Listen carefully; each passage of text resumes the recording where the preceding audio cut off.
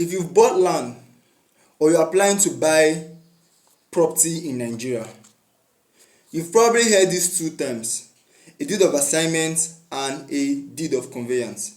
Many people assume that they are the same thing, but actually they are not. So today I will clearly explain to you the difference between a deed of assignment and a deed of conveyance, and why understanding the difference between these two documents can protect your real estate investment. So a deed of assignment is a legal document that transfers ownership from one party to another, and this document is commonly used when we sell individual land. So when an individual sells to another individual, this is usually the document that is being presented to the person. And it's also used when a family sells a land to a person, either to an estate company or to an individual.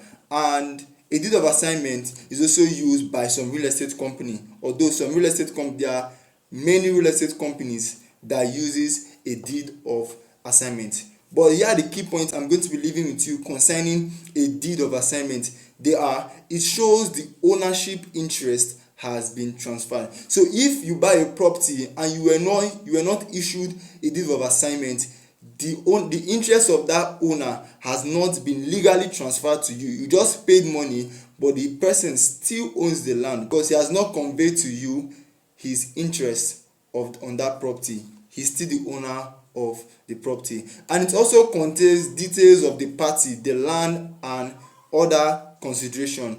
And one key thing you must always look out for in a deed of assignment is that it is signed, stamped, and registered.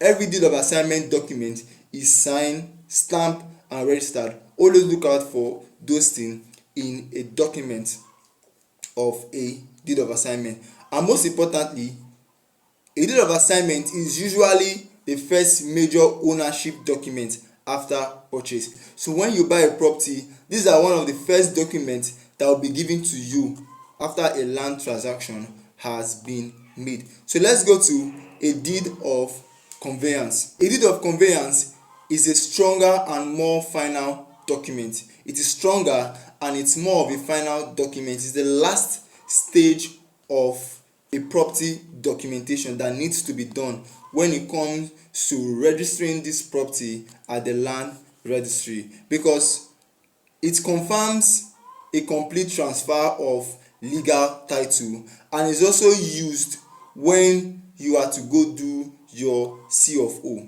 It is used when you are to go do your C of O, and it requires government consent to be fully perfected, and it carries a higher legal weight than a deed of assignment. That is the most important thing about a deed of conveyance. And a deed of conveyance is more common in government allocated land. So any property that is government allocated, or buy a property that is government allocated, is usually given a deed of conveyance and not a deed of assignment.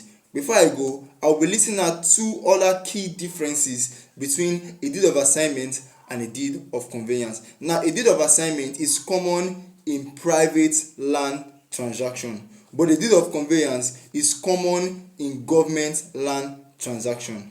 A deed of assignment transfers interest from seller to buyer, but a deed of conveyance transfers legal title from the government, transfer the ownership from the government to an individual or to a company.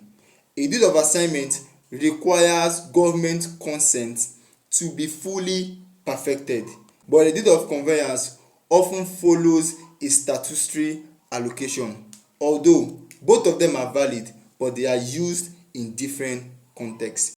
But before I leave your screen, here's my final thought on these both documents. Understanding the right document for the right transaction is what separates a safe investor from a risky one.